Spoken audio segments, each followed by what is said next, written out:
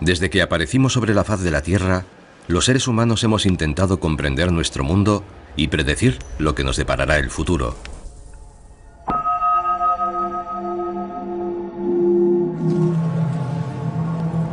Aunque actualmente nuestra vida se ha vuelto más complicada e impredecible que nunca, y la mitad de la población del planeta vive en ciudades masificadas y bulliciosas.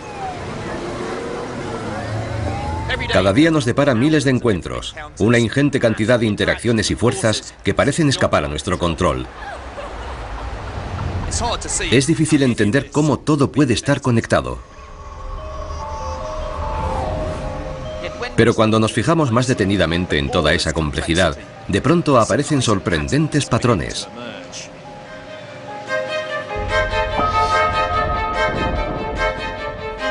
Son precisamente esos modelos los que ponen de manifiesto que tras ellos subyace un código que es la base de toda existencia y que controla no solo el mundo y todo lo que hay en él, sino también a nosotros.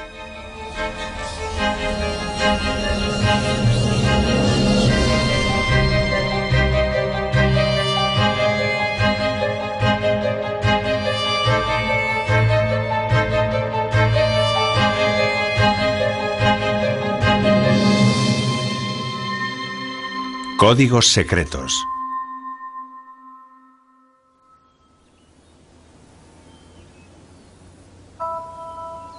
Predicciones. Soy matemático y me siento irresistiblemente atraído por los patrones que veo a mi alrededor. Patrones que reflejan las interconexiones ocultas que relacionan todas las cosas. Desde el movimiento de la gente en horas punta hasta la forma cambiante de una bandada de estorninos y la disonancia de 1000 millones de búsquedas en Internet o los caprichos del clima.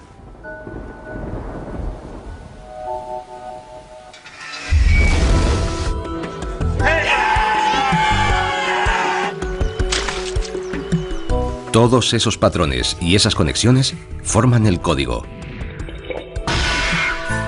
Un modelo de nuestro mundo que describe no solamente cómo funciona, sino que además puede predecir qué nos deparará el futuro.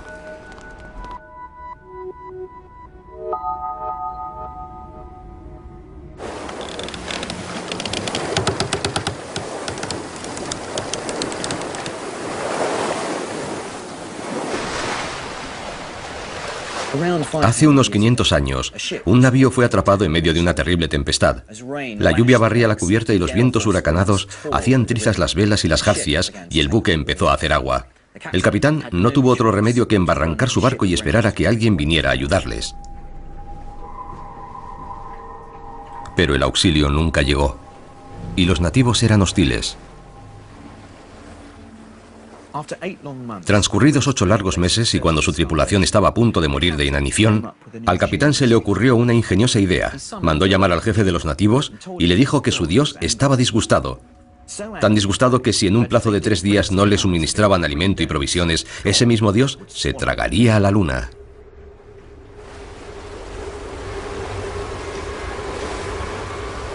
Y claro, como era de esperar, la tercera noche, cuando la luna apareció en el cielo, había comenzado a menguar.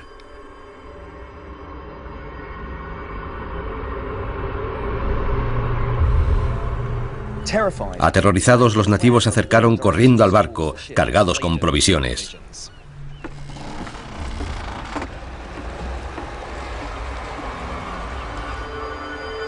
Era el año 1504 y aquel capitán era Cristóbal Colón. Y el motivo por el que aparentemente era capaz de controlar el firmamento a su antojo era que tenía algo como esto. Es una tabla luna y cada uno de estos números señala un eclipse. Hoy es el 15 de junio y aquí dice que dentro de 5 horas a la luna le pasará exactamente lo mismo aquí, en Chipre.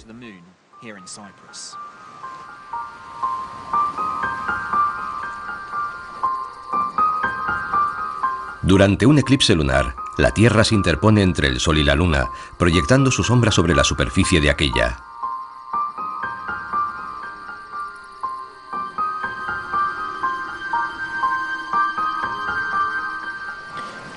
Ahí está. Ya ha empezado. La sombra de la Tierra se ha tragado a la Luna. Pero lo más asombroso es que esta no desaparece por completo. Queda una silueta de la Luna rojiza y espectral ahí arriba. Y eso es porque la luz del Sol está siendo reflejada alrededor de la Tierra. Es sobrecogedor.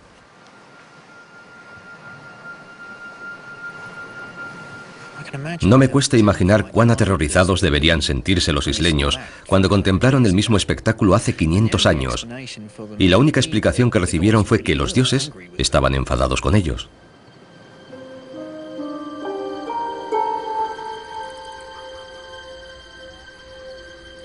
Ahora sabemos que, aunque parezca increíble, el movimiento de los planetas es predecible. Si conocemos el código, podemos reproducir las órbitas que han dibujado en el pasado, y también las que describirán en el futuro, dentro de miles de años.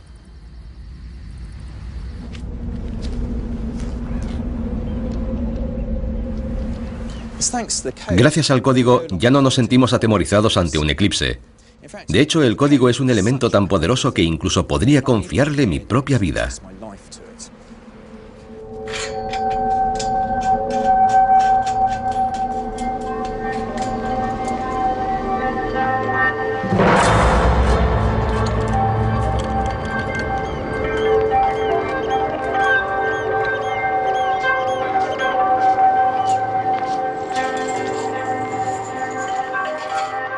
Este extraño artilugio mide 5,5 metros de altura.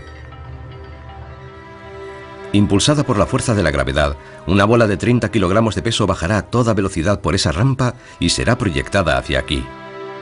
En ese momento yo estaré sentado en mitad de su trayectoria. Si me he equivocado al hacer mis cálculos, me matará en el acto.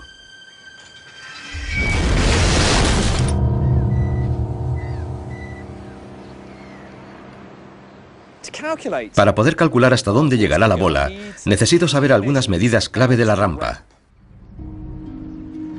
La h minúscula es 0,8 metros. El ángulo es de 49,1 grados. La gravedad de la Tierra ya la conozco, es de 9,8 metros por segundo. Curiosamente, no necesitamos saber cuánto pesa la bola, su masa. No es importante para saber hasta dónde va a llegar. 2 veces la gravedad por la altura, 5,5, multiplicado por la velocidad y dividido por 49,5, eso me da una distancia de 9,95 metros. Pero también tenemos la resistencia del aire y además la fricción de la propia rampa. ¿Con qué fuerza sopla el viento hoy? 9,16. Muy bien, entonces la distancia que podemos predecir será de 5,6 metros. Yo diría que es aquí donde va a aterrizar la bola. Lo cual significa que si pongo mi tumbona aquí, podré contemplar toda la operación a salvo de cualquier incidencia. ¿Está bien? Soltadla.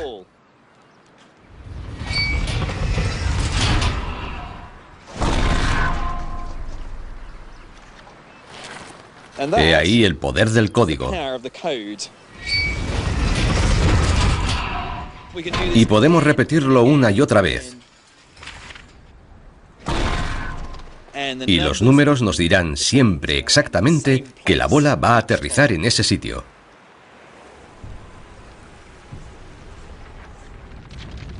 Si todas las cosas del mundo se comportasen en función de ecuaciones que nos proporcionan respuestas definitivas, entonces podríamos predecir el futuro con absoluta certeza.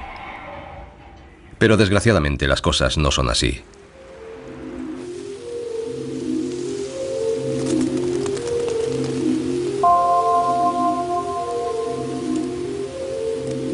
El mundo natural se muestra a veces tan complejo que resulta difícil creer que podamos encontrar ecuaciones capaces de describirlo.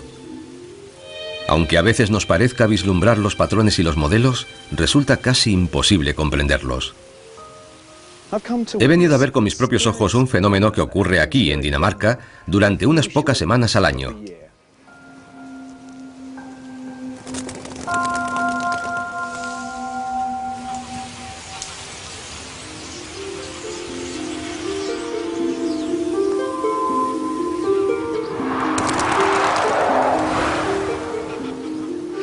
Parece que ya están aquí.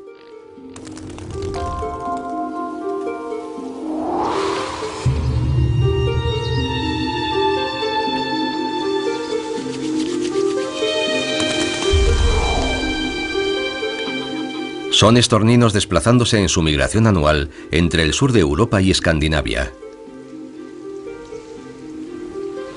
Cada bandada puede estar formada por 1 millón de pájaros o más.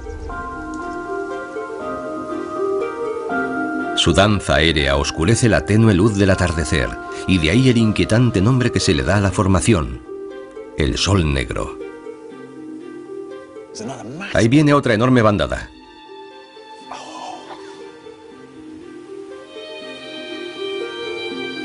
Son miles y miles de pájaros. No sabemos a ciencia cierta la razón de su conducta.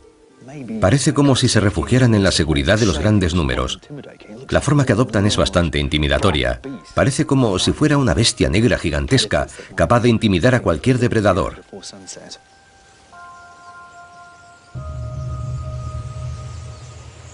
Miren ahí. Es una visión hipnótica.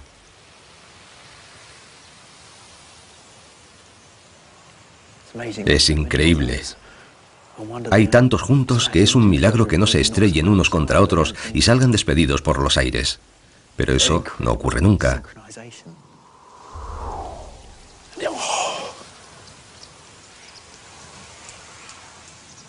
Están perfectamente sincronizados.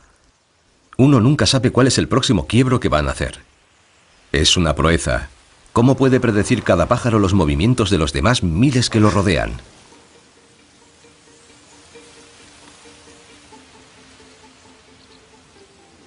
¿No es increíble?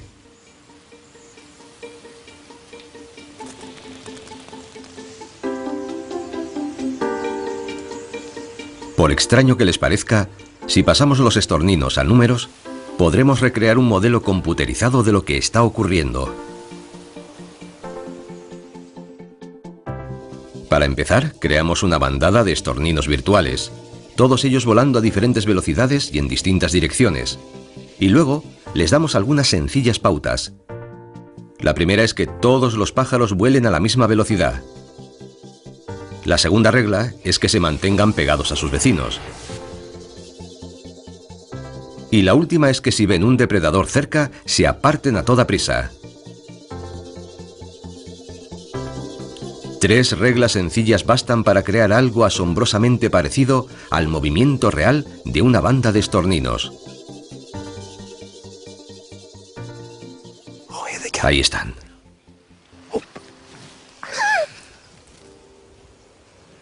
De hecho, una investigación reciente ha demostrado que incluso en una bandada de cientos de miles de aves, cada estornino solo debe preocuparse de estar atento a sus 7 vecinos más próximos.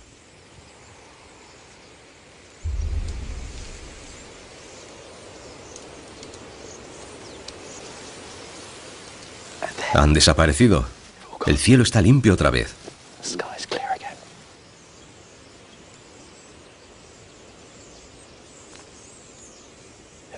¿Quién hubiera pensado que algo tan extraordinariamente complejo como una bandada de pájaros en vuelo, que cambia de forma constantemente, tuviera su razón de ser en un código tan simple y elegante?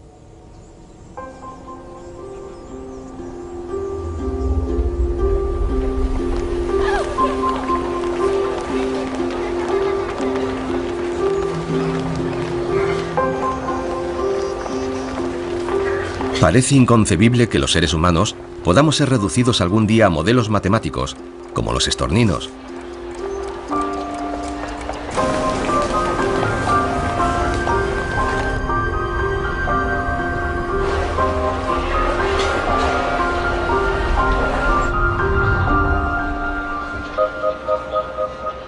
Y Ain Kusin estudia el comportamiento de los animales en grupos, y su investigación ha revelado algunos sorprendentes paralelismos. ¿Cómo puede siquiera empezar a comprender algo como esta enorme masa de gente? Solo con pararte a mirarles unos segundos ya te das cuenta de que son innumerables los factores que entran en juego. Comencé mi investigación observando a organismos simples, organismos como las colonias de hormigas y bancos de peces. Cuanto más avanzábamos, más similitudes descubríamos con el comportamiento de los grupos humanos. Pero las personas son muchísimo más complejas que los peces y las hormigas. Así es. Y eso es precisamente lo mejor de todo. El hecho de que cuando vamos caminando por entre la multitud, no vamos pensando, vaya, ¿cómo puedo evitar a esa persona? O tengo que sortear aquel obstáculo. No. Vamos pensando en la cena o en qué estarán haciendo nuestros amigos. A decir verdad, vamos con el piloto automático puesto y nos valemos de reglas de interacción muy simples, del mismo modo que los bancos de peces y las colonias de hormigas. Entonces, ¿hay algo que podamos aprender de las hormigas? Infinidad de cosas. Las hormigas no tienen problemas como los embotellamientos o la aglomeración de individuos porque no son egoístas. Y me temo que nosotros sí lo somos. Solo pensamos en minimizar el tiempo que empleamos en ir de un lado a otro sin pararnos a pensar si lo conseguimos a expensas de otros individuos. De todos los animales que ha estudiado, los seres humanos son, en ciertos aspectos, los más predecibles. Caminamos a una velocidad promedio de 1,3 metros por segundo. Y para llegar a nuestro destino preferimos caminar en línea recta. Lo normal es que coincidas en la estela de otro individuo que camina en la misma dirección que tú. Así que sin darte cuenta estás formando un carril. Y de la misma forma otros transeúntes que caminan en otra dirección también van creando carriles, de forma muy similar a las hormigas. Estos carriles nos sirven para evitar colisiones. Sin embargo, en un gran espacio abierto, como la explanada de la estación Gran Central, es inevitable que los carriles se crucen, lo cual acaba provocando aglomeraciones. Pero si ponemos un obstáculo en medio, como este puesto de información, por ejemplo, en lugar de entorpecer el tránsito lo reordena y se incrementa el flujo a través de la estación hasta en un 13%.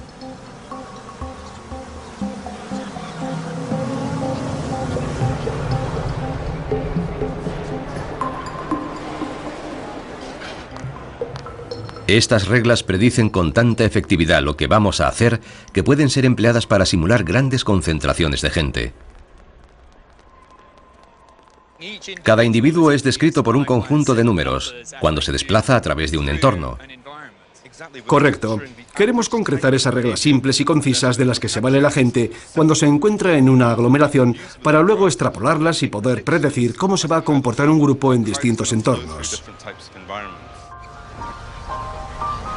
Ese código que subyace a las multitudes de seres humanos puede luego ser empleado para diseñar edificios más eficientes y seguros. Gracias a simulaciones como esta somos capaces de predecir con exactitud cuánto tiempo será necesario para desalojar un edificio antes incluso de que se inicie su construcción.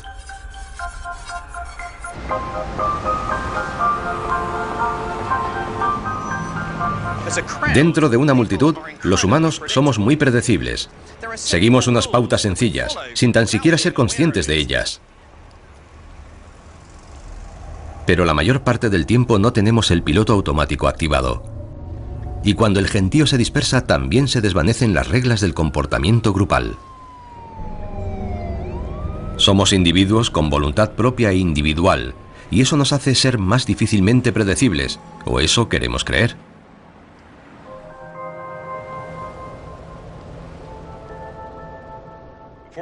Antes de empezar, me gustaría recordaros las reglas. Son muy sencillas. Hay 3 jugadas y solo 3 jugadas. Contamos hasta 3 antes de sacar, lo que significa que contamos 1, 2, 3 y en el 4 sacamos nuestra jugada. La piedra es un puño cerrado y puedes sacarlo como quieras mientras el puño esté cerrado. El papel hay que sacarlo siempre horizontal y las tijeras siempre verticales. Esto sería nulo. El juego piedra, papel, tijera es conocido en todo el mundo. Y hay quien se lo toma muy en serio. Para aquellos de vosotros que no lo sepan, y serán muy pocos los que no lo sepan, el papel envuelve a la piedra, las tijeras cortan el papel y la piedra machaca y rompe las tijeras.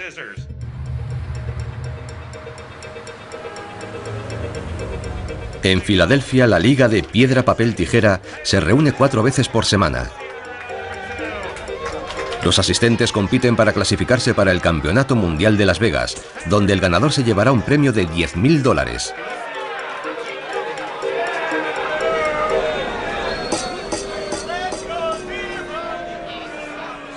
Sweetgy va ganando. Piedra contra tijeras para Sweetgy. Estás a punto de caer eliminado, Jerrybag.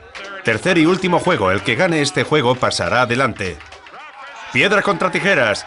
Y tras esta emocionante partida, la gran final. Lo misterioso de este juego es que debería ser imposible predecir qué es lo que va a hacer tu contrincante. En piedra, papel, tijera, todas las probabilidades son muy parecidas. Cada posibilidad gana una jugada, pero pierde la siguiente, de modo que básicamente es un problema de pares y nones, algo así como echarlo a cara o cruz.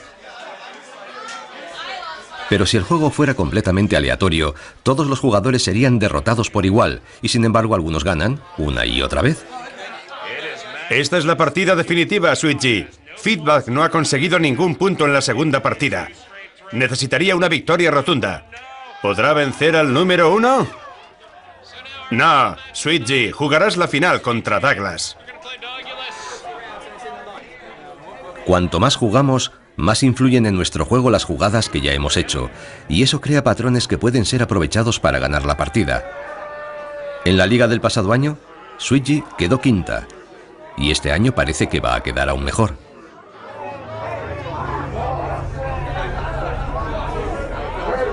¡Listos ya! La piedra machaca las tijeras.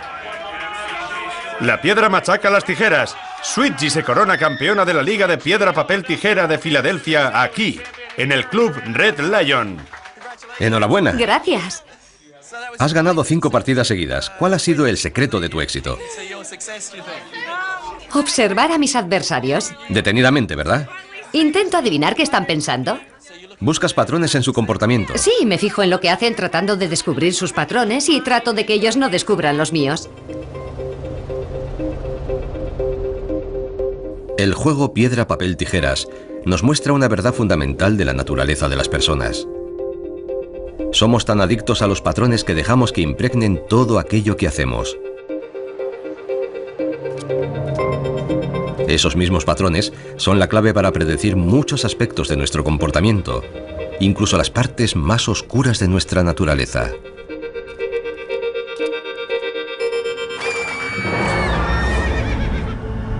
Fallecida. 1,58 m. Ojos marrones, pelo castaño. Cuando ves una actividad tan intensa en un área geográfica tan pequeña y en un lapso de tiempo tan corto, esa es la señal de alarma de que algo está pasando, de que hay un depredador en activo. Kim Rosmo lleva más de 20 años de experiencia como detective inspector jefe. Está especializado en la captura de asesinos en serie. El cadáver de la víctima fue descubierto aquí, en esta esquina, por un policía que vino rápidamente a denunciarlo poco tiempo después de que fuera asesinada. Pero Rosmo no es un policía normal y corriente. Sacó un doctorado y emplea las matemáticas para descifrar los patrones en la conducta de los criminales. Siempre hay una lógica en la forma en que el delincuente atrapa a su víctima y en la elección del lugar en el que comete el crimen. Si podemos obtener un patrón, esa información es fundamental para llevar a buen término una investigación criminal. La razón de que sea tan difícil dar con los asesinos en serie es porque a menudo no hay una conexión entre sus crímenes. Eligen a sus víctimas al azar en lugares entre los que no hay ninguna relación. Es muy frecuente en la investigación de un asesino en serie que tengamos cientos, miles e incluso decenas de miles de sospechosos. Es como buscar una aguja en un pajar. ¿Por dónde empiezas? En 1888, el asesino en serie más notorio, Jack el Destripador, asesinó a 5 mujeres en el East End de Londres. Desde entonces, muchos han intentado en vano dar con la identidad del destripador. Pero Rosmo cree que puede seguirle la pista, aunque no haya tenido en sus manos ni la más mínima prueba física, porque ha averiguado el lugar más probable en el que Jack el Destripador pudo haber vivido, basándose en la localización de los crímenes. El epicentro de la búsqueda fueron las calles Flower y Dean Street. Y todo lo que hace es una ecuación. Somos perezosos por naturaleza, y los criminales aún más. Prefieren buscar sus objetivos cerca de casa sin tener que alejarse demasiado, porque eso implicaría mucho esfuerzo, mucho tiempo, viajes más largos. La primera mitad de la ecuación de Rosmo refleja lo que conocemos como el principio del mínimo esfuerzo. Significa que estadísticamente la escena de los crímenes está lo más cerca posible del domicilio del asesino. Si tienes que comprar la barra de pan en la panadería de la esquina o en otra que está a 7 kilómetros, siempre la comprarás en la de la esquina. Parece un poco macabro aplicar el mismo sistema para referirnos a barras de pan y a asesinos en serie, ¿no? Bueno, en realidad si podemos obviar por un momento la horrible naturaleza de sus crímenes y reconocer que se trata de seres humanos iguales a nosotros, entonces quizá podamos comprender a esos individuos como nos comprendemos a nosotros mismos. La segunda mitad de la ecuación describe algo llamado la zona de transición. Los criminales evitan cometer sus crímenes demasiado cerca de su casa para no llamar la atención. De la interacción de esas dos pautas de comportamiento, deduce Rosmo la localización más probable del criminal. Estos sujetos no solo tienen que conseguir su objetivo y capturar a su víctima, sino que además tienen que evitar ser capturados por la policía y que los testigos los puedan identificar. Hoy día todas las policías del mundo emplean esta técnica, el llamado retrato geográfico.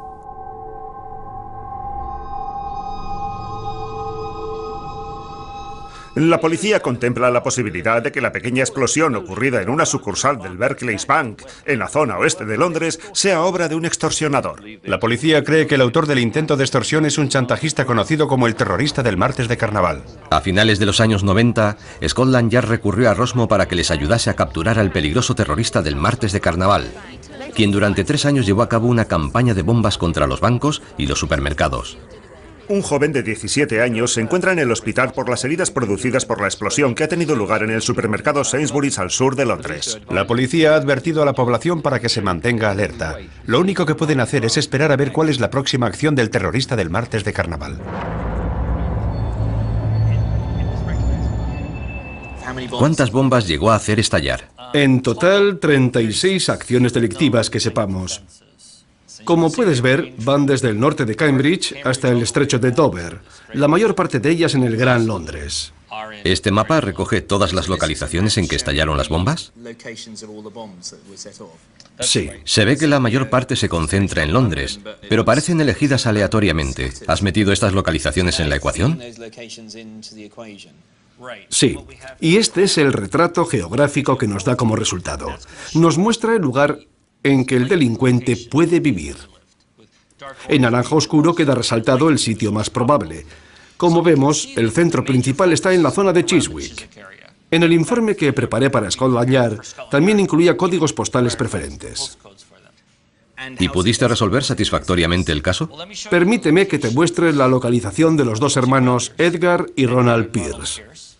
Vaya, justo en la zona de riesgo. Sí. La casa de Edgar está dentro de la zona de 0,8 crímenes dentro del Gran Londres, menos del 1%. Increíble. Edgar Pierce había exigido un rescate de 10.000 libras al Barclays, pero cuando él y su hermano fueron a recogerlo, la policía les estaba esperando. Los jueces han decretado prisión preventiva para 2 hermanos exagenarios en relación con la campaña de bombas del terrorista del martes de carnaval. Ronald y Edgar Pierce, ambos de Chiswick, al oeste de Londres, deberán enfrentarse a 3 cargos de conspiración. Basándose en la localización aparentemente aleatoria de 36 atentados, el perfil geográfico de Rosmo permitió estrechar la búsqueda del terrorista del martes de carnaval desde un territorio de casi 500 kilómetros cuadrados a un código postal en Chiswick. Aunque su hermano Ronald resultase absuelto, Edgar Pierce fue declarado culpable y condenado a 21 años de prisión. ¿El terrorista de las bombas era consciente de que estaba creando estos patrones? No, en absoluto. Pero es muy difícil que los humanos desarrollemos un comportamiento completamente aleatorio.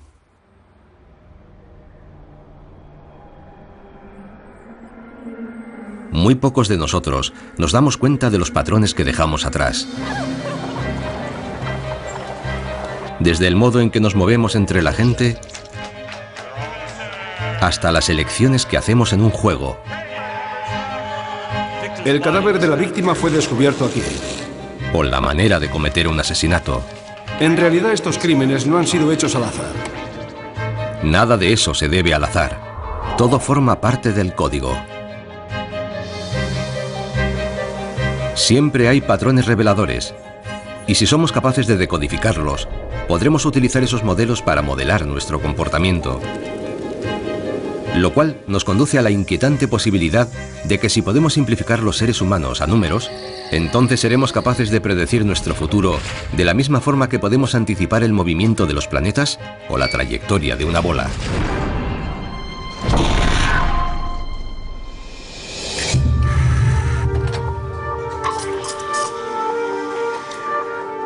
Pero el curso de nuestras vidas nunca se mantiene perfectamente estable y el futuro rara vez nos depara exactamente lo que habíamos planeado.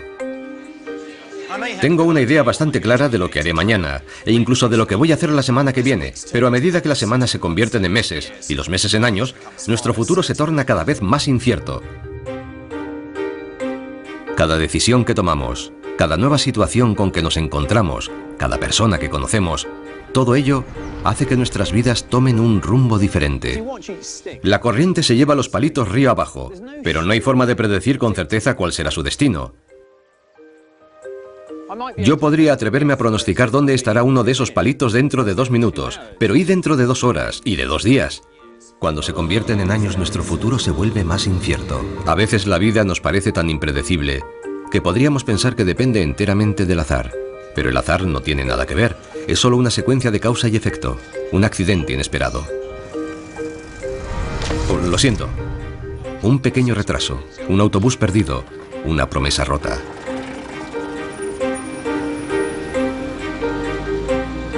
Hay millones de factores que pueden intervenir y alterar nuestro viaje por la vida, y el cambio más leve de cualquiera de ellos puede variar completamente su curso futuro. El blanco ha quedado atrapado en una represa, pero el rojo sigue avanzando a toda velocidad.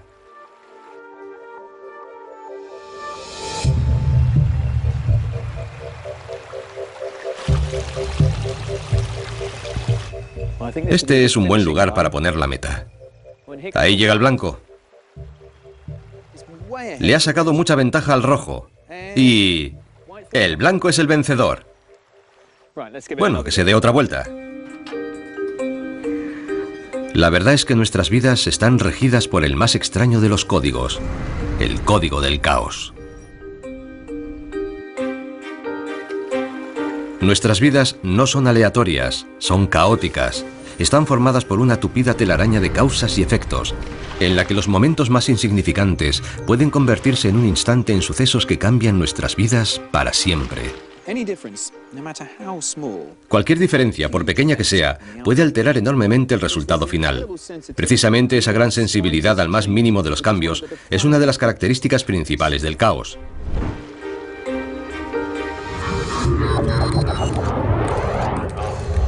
Y como los sistemas caóticos parecen tan inciertos, a veces es difícil dar con un patrón. Lo cual nos ha llevado con frecuencia a errar estrepitosamente en la interpretación de nuestro mundo.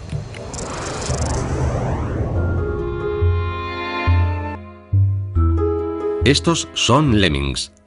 Sabemos que son animales estúpidos, temerarios y suicidas. La misma palabra lemming se ha convertido en sinónimo de todo ello. El problema es que nada de eso es cierto. Hasta hace muy poco, la leyenda del comportamiento suicida de los lemmings era la única explicación aceptada para justificar por qué un año el Ártico parece estar lleno de ellos y al año siguiente prácticamente vacío. Nadie sospechaba que la asombrosa fluctuación en el número de lemmings no tenía nada que ver con el suicidio en masa. La razón es el caos. Y en el centro de todo ello se halla una sencilla ecuación. Si quisiéramos saber cuántos lemmings habrá el año próximo, lo que tendríamos que hacer es coger la población de este año, P, y multiplicarla por la tasa de crecimiento R. Pero no todos los lemmings sobrevivirán, de modo que una pequeña parte de la ecuación tendrá que contemplar cuántos lemmings morirán durante este año. Y eso es R por P. O sea que podemos reescribir la ecuación como la tasa de crecimiento R multiplicada por P y multiplicada por 1 menos P. Esta ecuación no es específica de los lemmings, sino que puede aplicarse a cualquier población animal. Y lo más interesante de ella es este número R, la tasa de crecimiento. Porque cuando damos diferentes valores a R, obtenemos crecimientos poblacionales muy diferentes. La tasa de crecimiento determina la velocidad a la que se expande una población. Para la mayoría de los mamíferos suele estar por debajo de 2. Para una tasa de crecimiento de ese orden, la ecuación predice que la población crecerá a un ritmo constante hasta que se estabilice en un valor fijo. Pero resulta que los lemmings son algunos de los mamíferos que más rápidamente se reproducen de todo el planeta. Supongamos que R es igual a 3,1. Entonces los lemmings nunca se estabilizarían, estarían siempre oscilando entre dos valores distintos. Ahora la población sería alta y luego baja y de nuevo alta y otra vez baja. Pero si la tasa de crecimiento alcanza un valor superior a 3,57, entonces ocurre algo totalmente inesperado. En vez de estabilizarse en un valor fijo o fluctuar entre dos valores, su población se sume en el caos. Un año se convierte en una plaga de proporciones bíblicas y al siguiente se desploma casi hasta la extinción. Resulta casi imposible predecir cuántos lemmings habrá. La verdad es que parece que todo esto no responde a ningún patrón. Y por supuesto eso mismo es lo que observamos en la realidad. Súbitos incrementos y disminuciones impredecibles de la población de lemmings.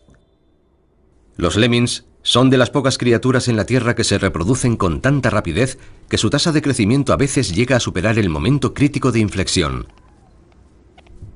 Es un fenómeno tan sorprendente que el suicidio en masa podría parecer una respuesta plausible. Pero la verdadera explicación la encontramos en el código, en esta ecuación.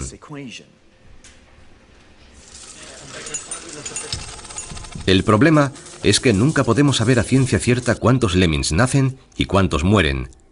Y el caso es que la más mínima variación de la tasa de crecimiento R produce una respuesta radicalmente distinta. Y eso es verdad para todas las ecuaciones que definen el caos. Aunque nos sirven para explicar algunas cosas, son prácticamente inútiles para predecir el futuro.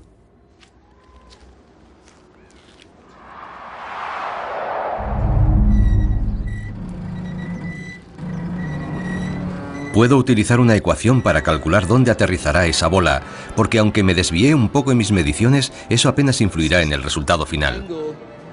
La bola será liberada sobre la rampa a 49,1.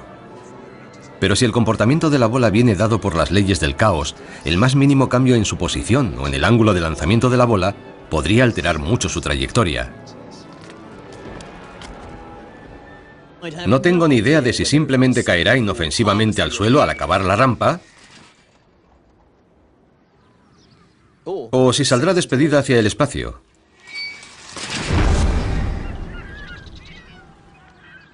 No sé ni dónde poner mi hamaca para estar seguro. Resulta que buena parte del mundo es caótico, lo que lo convierte en casi imposible de predecir, pero eso no impide que lo sigamos intentando.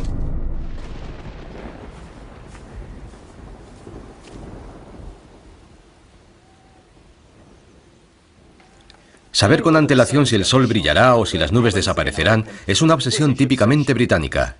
Pero planear nuestras vidas dependiendo de los caprichos del clima parece cuando menos un sinsentido.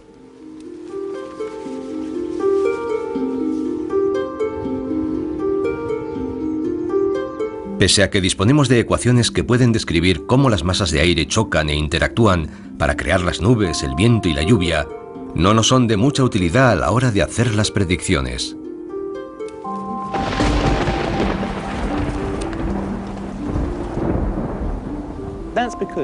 Eso es porque nunca podemos conocer la velocidad exacta de cada partícula de aire, ni la temperatura exacta en cada punto del espacio, ni la presión a lo largo de todo el planeta. Y un pequeño cambio en alguna de esas variables produce un parte meteorológico enormemente diferente.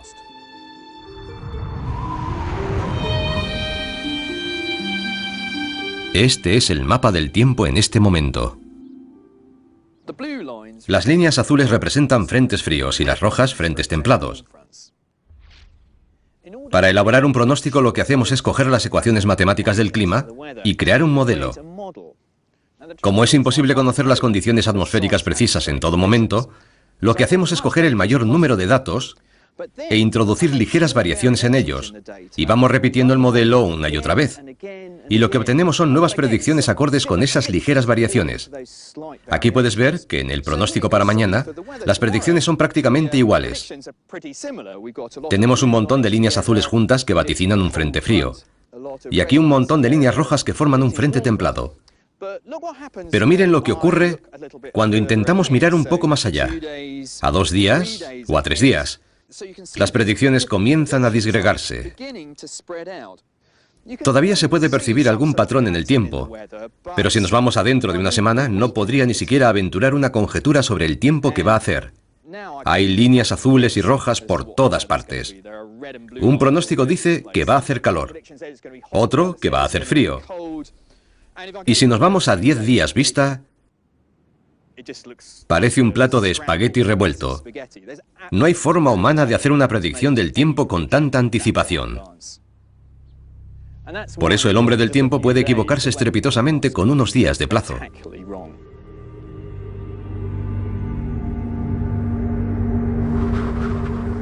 Una vez que hemos aceptado que la atmósfera es caótica, podemos comprender que el más pequeño cambio en las condiciones de partida puede alterar dramáticamente lo que vaya a ocurrir. El movimiento de una sola molécula de aire puede ampliarse en el tiempo y provocar un efecto gigantesco en el tiempo atmosférico como sistema. A veces nos referimos a este fenómeno como el efecto mariposa. La idea es que algo tan pequeño como el aleteo de las alas de una mariposa podría provocar pequeñas alteraciones en la atmósfera que acabasen originando un tornado en el otro lado del mundo.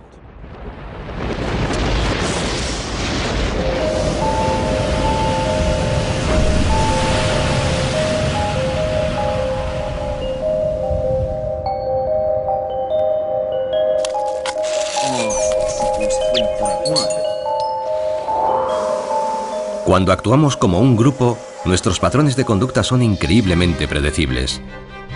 Incluso consideradas individualmente, nuestras acciones son controladas por el código. Y desentrañando sistemas caóticos como el tiempo, hemos hallado evidencias del código allí donde una vez pensamos que solo había una complejidad imposible. Cuando miramos a las cosas desde un ángulo diferente, sorprendentemente los patrones surgen. Patrones que pueden revelar las verdades definitivas sobre nosotros y sobre nuestro futuro.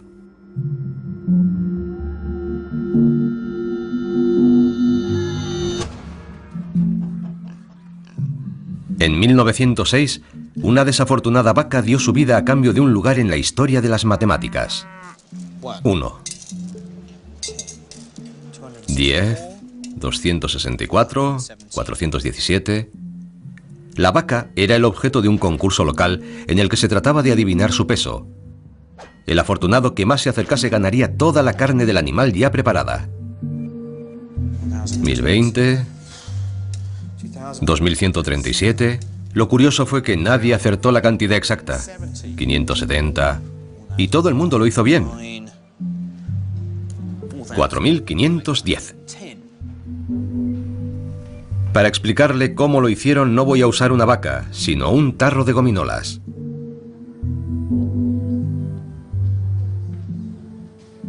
¿450? ¿800? 12.000. 7.000. ¿Cuántas gominolas cree que puede haber en este tarro? 50 o... Bueno, 80.000. ¿80.000? No, 50.000.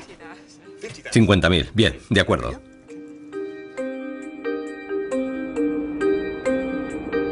Para cualquiera es increíblemente difícil acertar cuántas gominolas hay dentro del tarro. Se lo pregunté a 160 personas y la mayoría se equivocó por mucho. Me contestaron de todo, desde 400 hasta 50.000 gominolas. A decir verdad, solo 4 personas se aproximaron a la solución correcta, que era 4.510.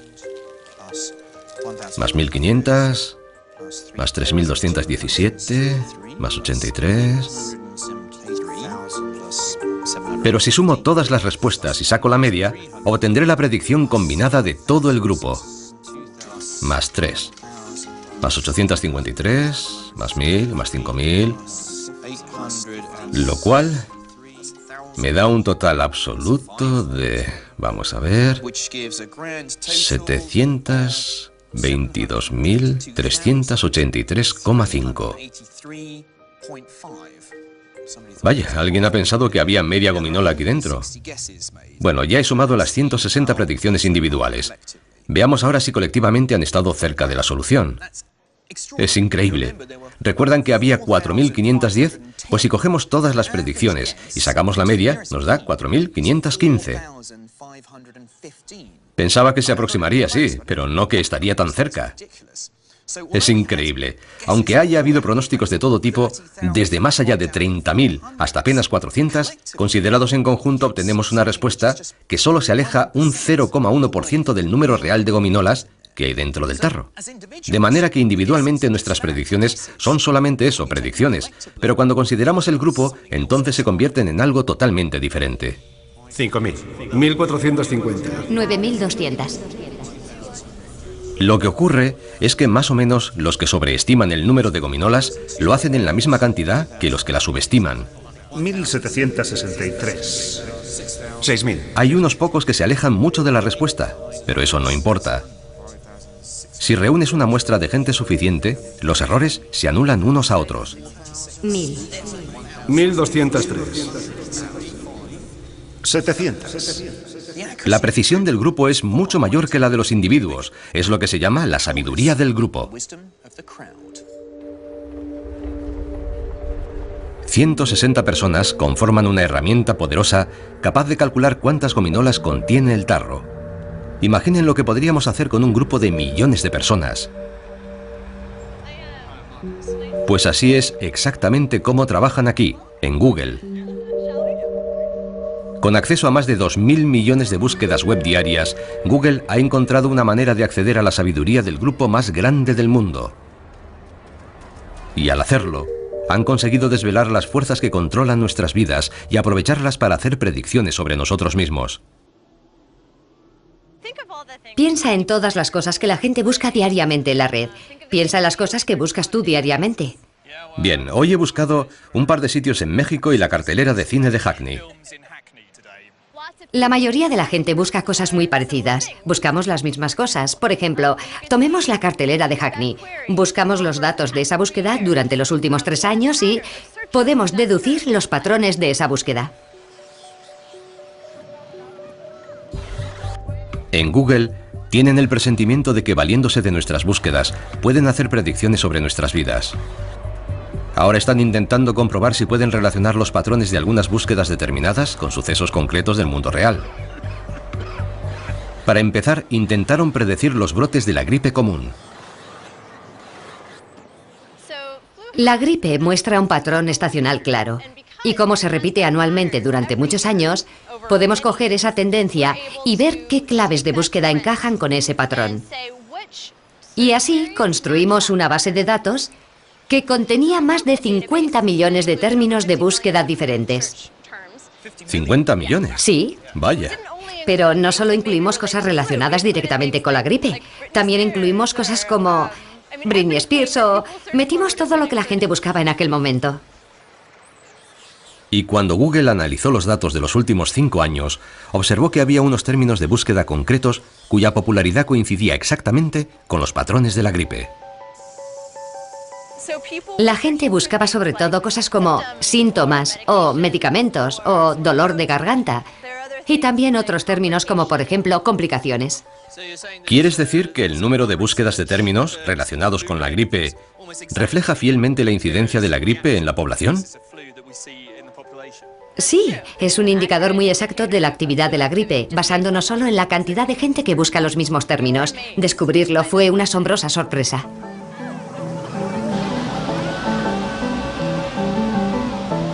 Tan pronto como observan que ese patrón de búsqueda se repite, en Google son capaces de predecir que va a haber un brote de gripe, y con frecuencia antes incluso de que la gente acuda a la consulta del médico.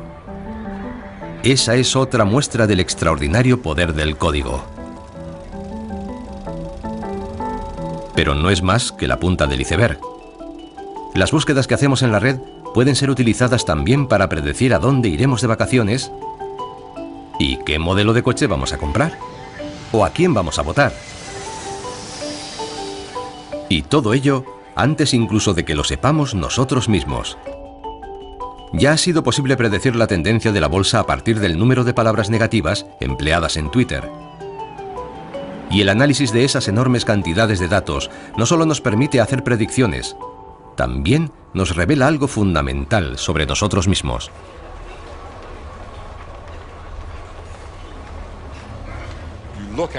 Cuando contemplas una ciudad como esta, parece un amasijo de cosas sin orden ni concierto. Pero una ciudad se compone de gente, no de edificios y calles. Esos solo son el escenario sobre el que los verdaderos actores representan la historia de la civilización.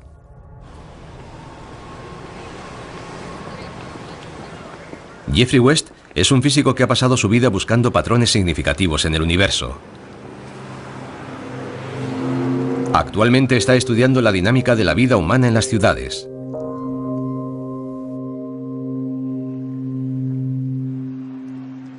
Como ves, disponemos de toda clase de infraestructuras. Algunas son evidentes, como las carreteras, las redes eléctricas y el alcantarillado. Forman una red extraordinaria sobre la que se sustenta la ciudad de Nueva York. Pero cuando la miro desde la perspectiva del físico, tengo la impresión de que detrás de todo lo que vemos hay un código oculto. West acumula datos sobre las ciudades de todo el mundo y basándose en los patrones que ha encontrado, puede deducir que para una población determinada, sea cual sea su tamaño, es posible predecir la cantidad de calles, cableado eléctrico o edificios de oficinas que va a necesitar. Pero también ha descubierto cosas mucho más sorprendentes. Uno de los descubrimientos más interesantes es que los salarios se incrementan o disminuyen de forma sistemática. Y la regla que se puede deducir es que si doblas el tamaño de la ciudad, los salarios se ven maravillosamente incrementados en un 15%. ¿Eso quiere decir que si vives en una gran ciudad vas a ganar más? Sí. O sea que si tenemos a dos matemáticos desempeñando el mismo trabajo en dos ciudades distintas, una de las cuales es el doble de grande que la otra, uno de ellos ganará más que el otro. Eso es lo que dicen los datos. Es sorprendente, ¿verdad? Sí, fue una gran sorpresa. Mi primera reacción fue pensar que había algún error en los datos, pero después caí en la cuenta de que no, que eran correctos. Por eso existen las ciudades. Aunque parezca increíble, no solo aumentan los salarios. Cuando una ciudad dobla su tamaño, todas las actividades sociales y económicas se incrementan en un 15% por cada habitante. O sea que hay un 15% más de restaurantes para elegir, un 15% más de galerías de arte que visitar, un 15% más de tiendas. En conclusión, la vida es un 15% mejor.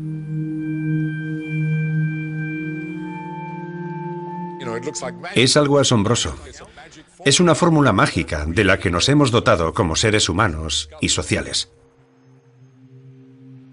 Ese 15% extra es lo que, en mi opinión, atrae a la gente a las ciudades y explica por qué tradicionalmente se ha producido esa migración continua desde el campo a las ciudades. Y a un nivel más profundo, creo que es la razón que guía a nuestra civilización. Según afirma West, la raza humana posee una cifra suprema. Es ese 15% extra, o 1,15. En su opinión, es la fuerza motora más importante de la humanidad. Ese número, 1,15, predice nuestro futuro. Nos mantendrá unidos en ciudades en continua expansión y conformará nuestro destino en tanto los seres humanos existamos.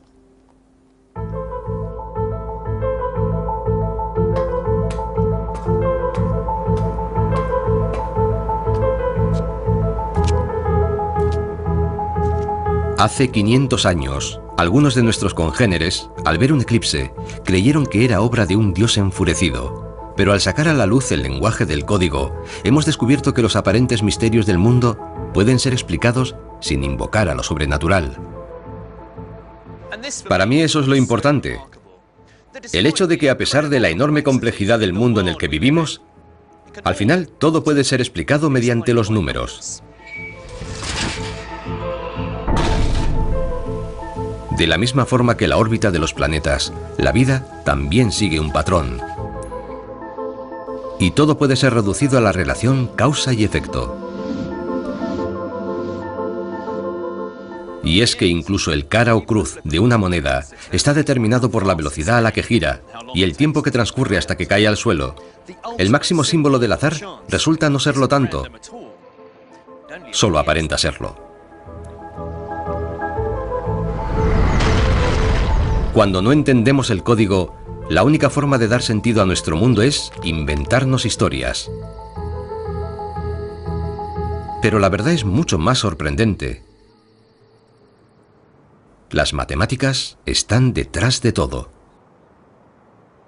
Cuando eliminamos todo lo superfluo, lo que queda es el código.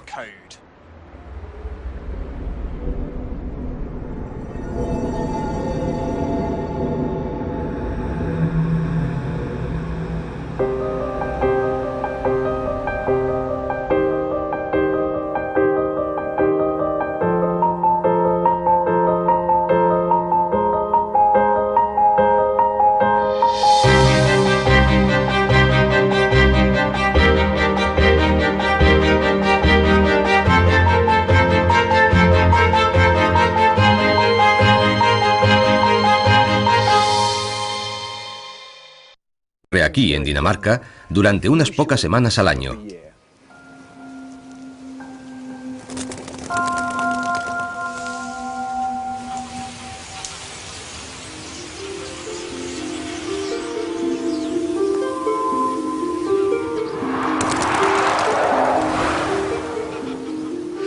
Parece que ya están aquí.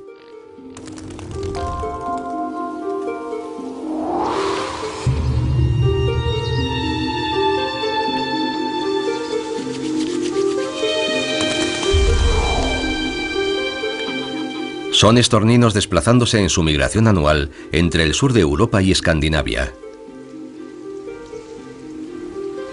Cada bandada puede estar formada por 1 millón de pájaros o más. Su danza aérea oscurece la tenue luz del atardecer, y de ahí el inquietante nombre que se le da a la formación, el sol negro. Ahí viene otra enorme bandada.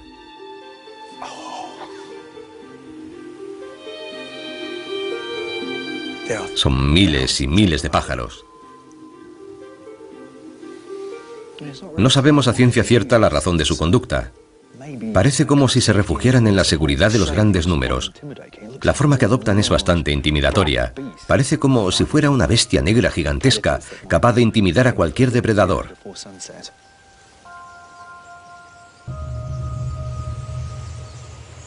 Miren ahí. Es una visión hipnótica.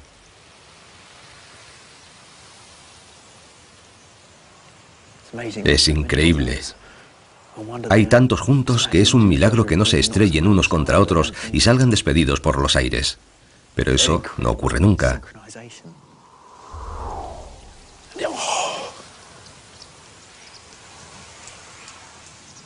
Están perfectamente sincronizados.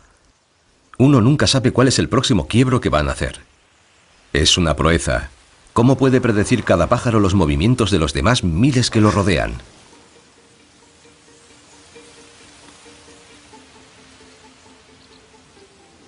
¿No es increíble?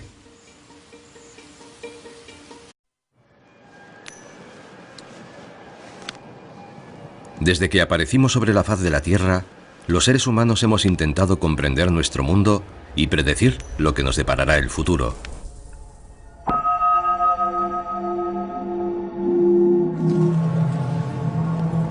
Aunque actualmente nuestra vida se ha vuelto más complicada e impredecible que nunca, y la mitad de la población del planeta vive en ciudades masificadas y bulliciosas.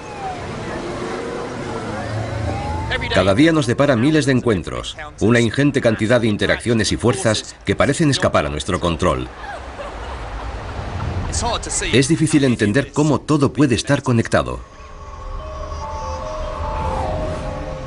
Pero cuando nos fijamos más detenidamente en toda esa complejidad, de pronto aparecen sorprendentes patrones.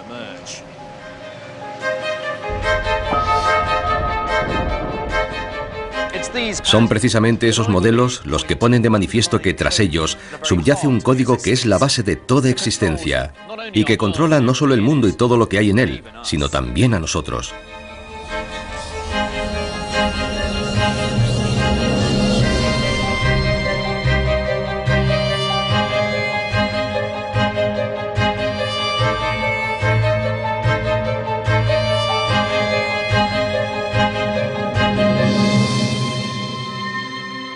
Códigos secretos.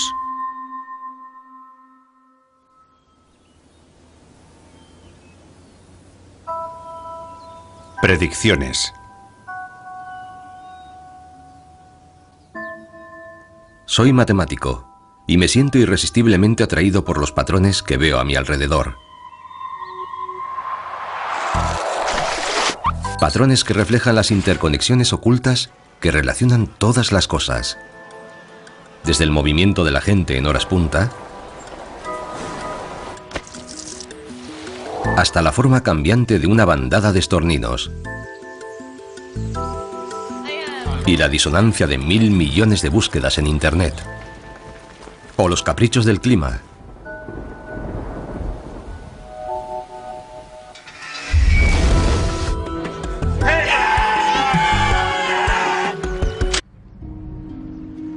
La H minúscula es 0,8 metros.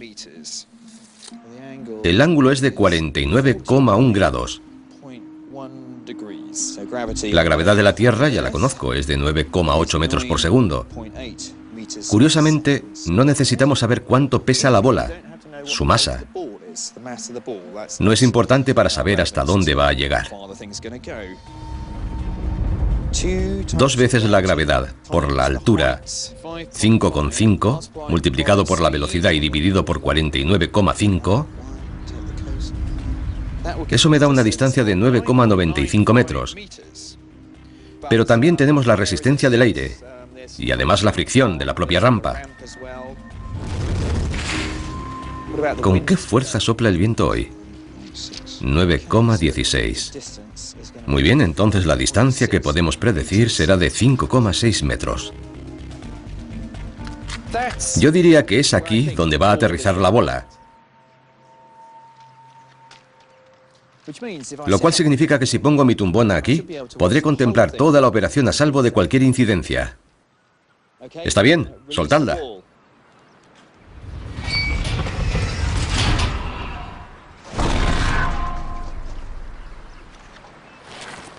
He ahí el poder del código. Y podemos repetirlo una y otra vez. Y los números nos dirán siempre exactamente que la bola va a aterrizar en ese sitio.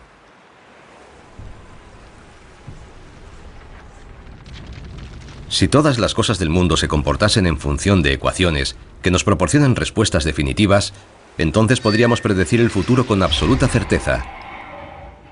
Pero desgraciadamente las cosas no son así.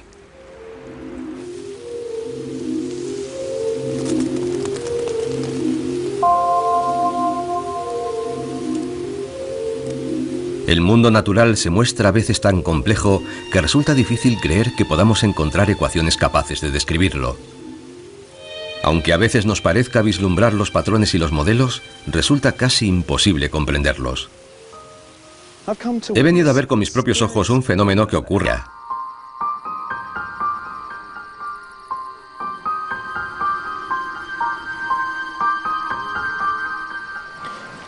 Ahí está. Ya ha empezado. La sombra de la Tierra se ha tragado a la Luna. Pero lo más asombroso es que esta no desaparece por completo. Queda una silueta de la Luna rojiza y espectral ahí arriba. Y eso es porque la luz del Sol está siendo reflejada alrededor de la Tierra. Es sobrecogedor.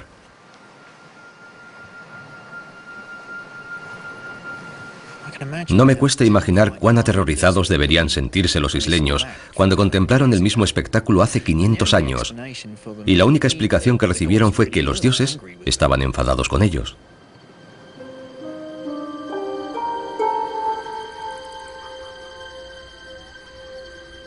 Ahora sabemos que, aunque parezca increíble, el movimiento de los planetas es predecible. Si conocemos el código, podemos reproducir las órbitas que han dibujado en el pasado y también las que describirán en el futuro, dentro de miles de años.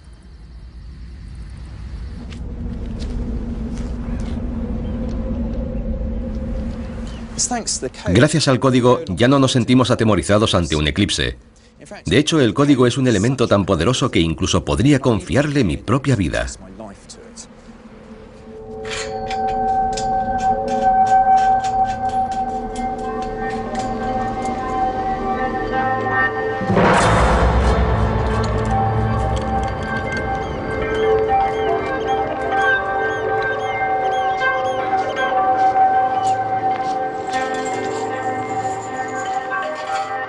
Este extraño artilugio mide 5,5 metros de altura.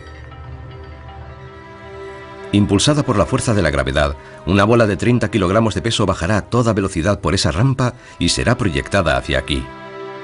En ese momento yo estaré sentado en mitad de su trayectoria. Si me he equivocado al hacer mis cálculos, me matará en el acto.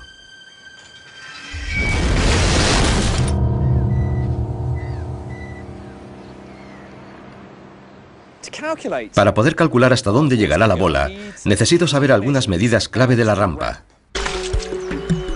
Todos esos patrones y esas conexiones forman el código. Un modelo de nuestro mundo que describe no solamente cómo funciona, sino que además puede predecir qué nos deparará el futuro.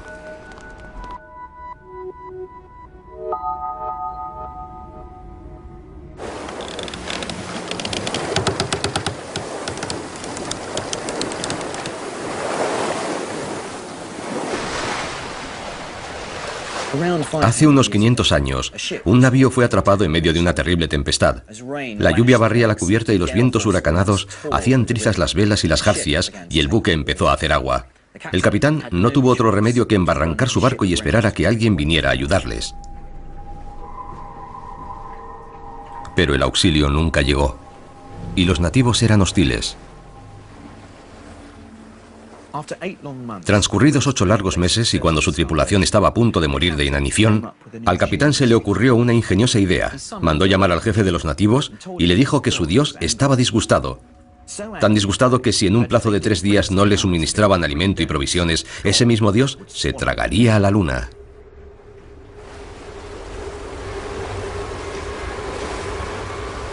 Y claro, como era de esperar, la tercera noche, cuando la luna apareció en el cielo, había comenzado a menguar.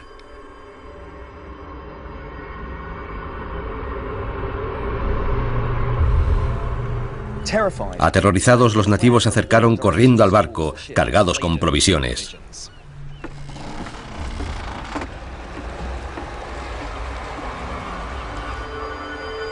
Era el año 1504 y aquel capitán era Cristóbal Colón.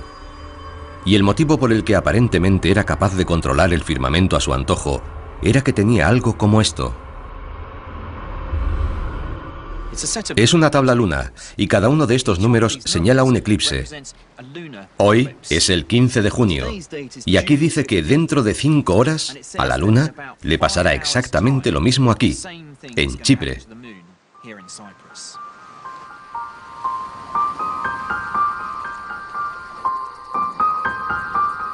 Durante un eclipse lunar, la Tierra se interpone entre el Sol y la Luna, proyectando su sombra sobre la superficie de aquella.